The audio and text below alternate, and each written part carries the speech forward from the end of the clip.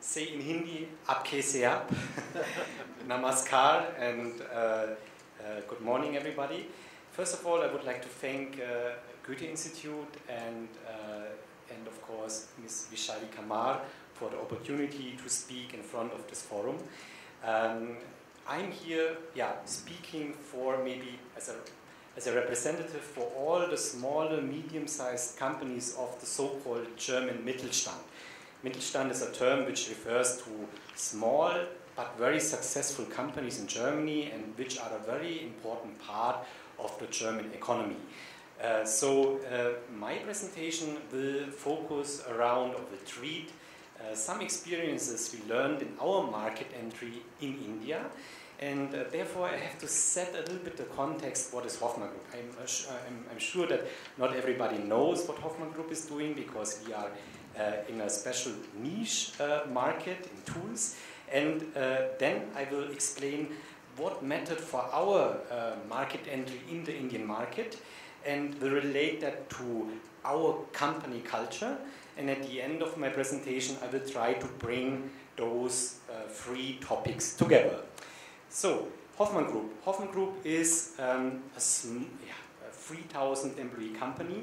We are mainly a European catalog house for tools. So customers come to us to source any kind of tools, from a hammer to a very complex cutting tool, out from one single source.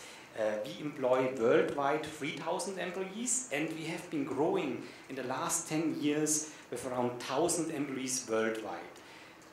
15 years back, nobody in Hoffmann knew even an Italian language. So in 15 years, Hoffmann has internationalized to 50 countries worldwide, and India was the last addition in this internationalization path. We are, the group does a turnover of 1.3 billion euro, and we offer around 75,000 articles in 24 hours. This is not valid for India because we are 6,000 kilometers away. And we can source for our customers worldwide, and you is also one of them, more than 500,000 tools. So, as I said, the journey in India started in 2015. We contacted the Indo-German Chamber. Once we have presented all our business plans to the board, we got our company incorporated in 2015 and started here in Pune, around the corner in Business Bay, with a plug-in office with only 5 people. Have then in 2017 moved our market presence to South India and Bangalore, and then in 2018 we could welcome also the Honorable General Council to open our new office in the World Trade Center in Kharadi.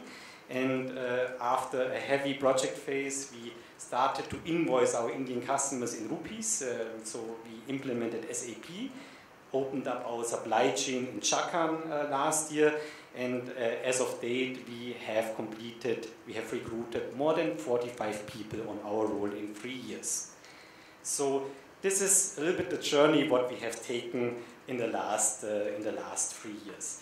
And when I was talking to Ms. Kamakar how I need to structure, how I should address this topic of intercultural complexity in the context of a market entry, I stumbled upon a consultant, and I think you know this consultant, you can Google him under TED Talk, his name is Simon Sinek, and he has developed a model called the Golden Circle. The Golden Circle actually is a very simplistic way how how companies can manage a market entry.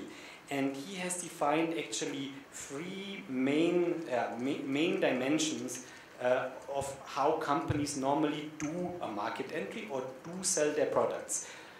This is the why, how, and what. So the what is normally representing what a company sells, normally products and services. Yeah?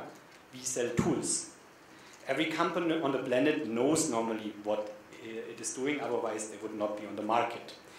The how is an explanation how the company is doing it. Yeah?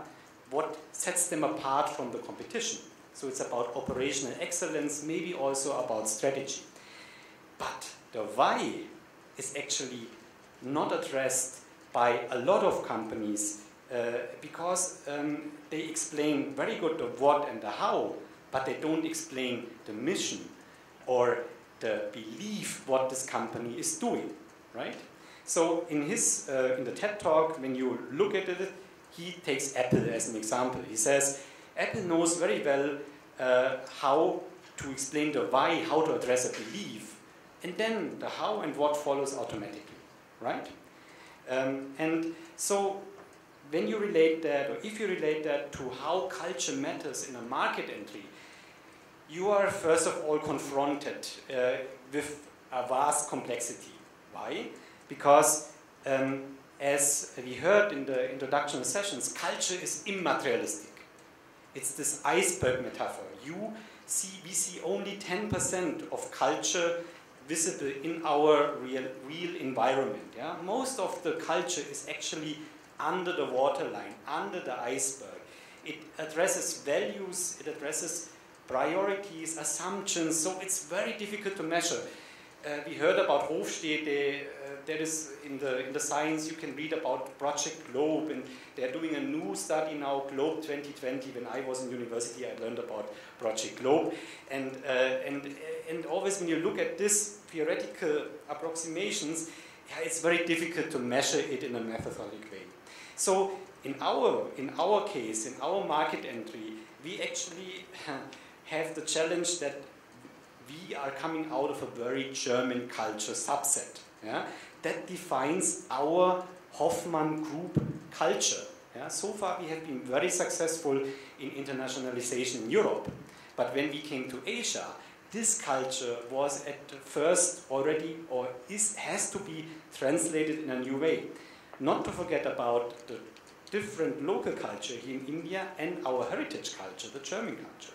So to meet that sweet spot in between the cultures is actually not easy in the daily management. And when we started our endeavor in India, when we started to recruit the first people, it was actually very difficult to find people who knew Hoffmann from Europe. So relating back to the why, we had to explain actually what Hoffmann is about. Yeah? What is our culture? And this is only 2 years back that we defined our culture, because before that we were talking about our culture in the canteen in Munich, in the headquarters.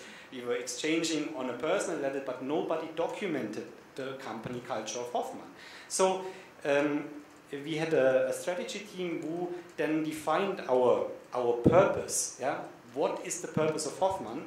And we had, for instance, defined here, enable to perform people perform at their best, enabling people to perform at their best.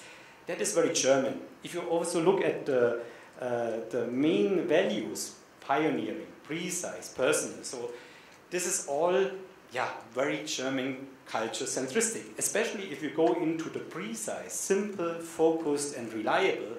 Those are dimensions which relate very close to German engineering. Yeah? We are working with engineering companies, so we have to be reliable, we have to be precise on the statements we make, because otherwise their supply chains will not work, their productions will stop if we deliver, for instance, a wrong tool. So that was the thing what we addressed to the first layer of people. We explained what is our culture about and why we are trying to do that in India.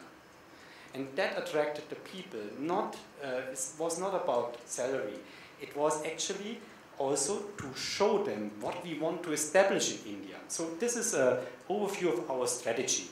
Hoffmann has a 10-year strategy, and we are actually in the verge of, we are at the border of digitalization. Everything gets agile, digital, and Hoffmann is actually in a very good position there, because we can digitalize tool procurement in a very efficient way.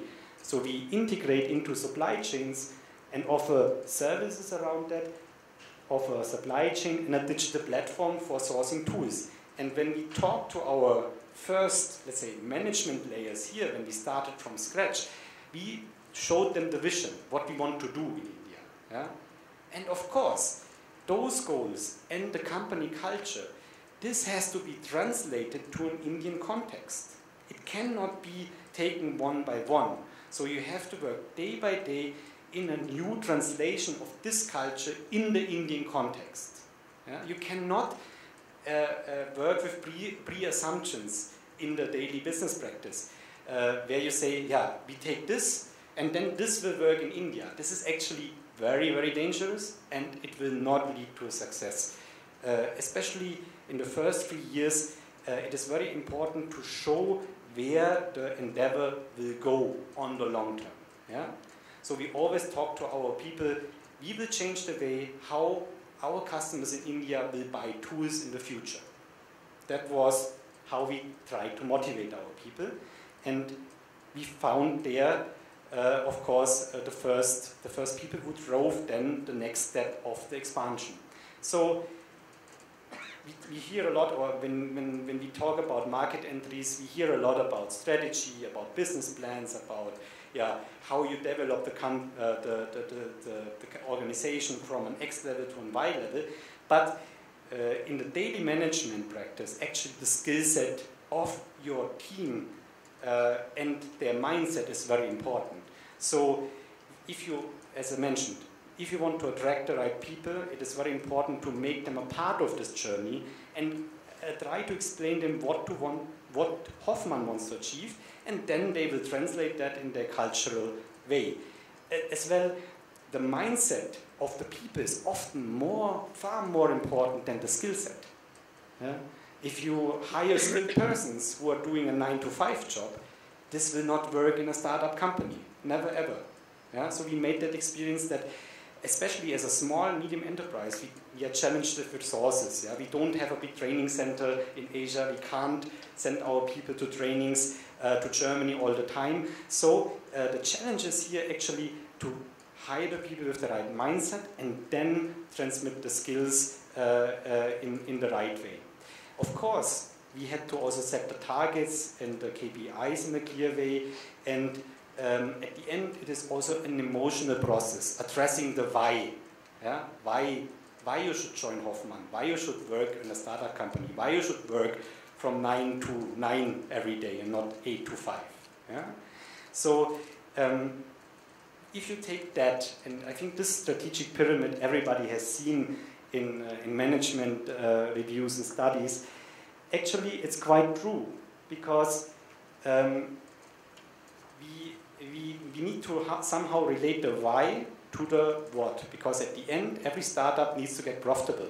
Yeah? We need to bring back the results, we need to go into the black zone, but it means always we started, or we try to start from the purpose, explain the vision and mission, and of course also lay out a clear strategy for our country, India, how we want to be successful in India, and then the functional capabilities and the personal mindset will lay the foundation for the future growth of the organization.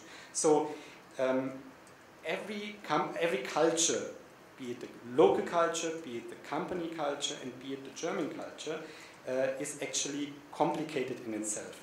And maybe a good formulated company culture can be a mediator and a common ground and a basis for the companies to develop here. But it is very important that the company, the local company, the global company culture needs to be translated in a local context, because otherwise it's very difficult to align the people and to motivate them for growth and performance.